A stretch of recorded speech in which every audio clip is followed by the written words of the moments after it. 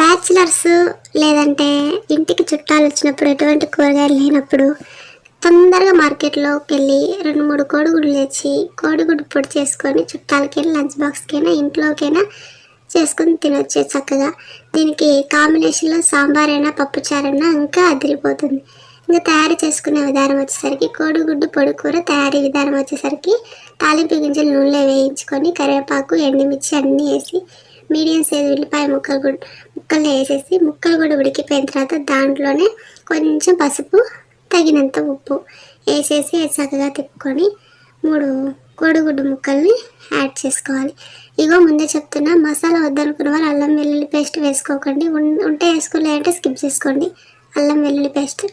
ఇంకా 3 కోడిగుడ్లు పొడి చేసి ఎమ్మట తిప్పకుండా దాంట్లోనే ఉప్పు కొంచెం మసాలా వేసి చక్కగా నిదానంగా టక్టకా తిప్పకుండా ముక్కలుగా చేయకుండా నిదానంగా తిప్పుతూ ఉంటే చక్కగా కోడిగుడ్డు పొడి తయారైపోతుంది.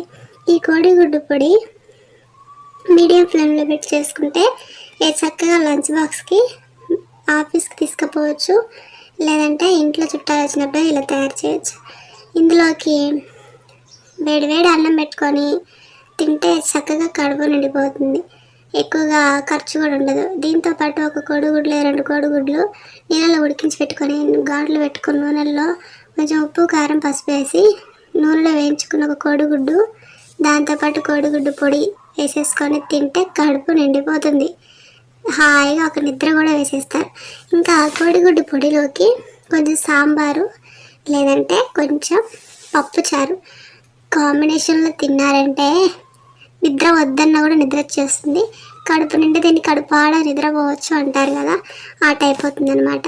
వీడియో నచ్చితే లైక్ చేయండి, షేర్ చేయండి, సబ్స్క్రైబ్ చేయండి. Thank you for watching this video. కోడిగుడ్డు పొడి.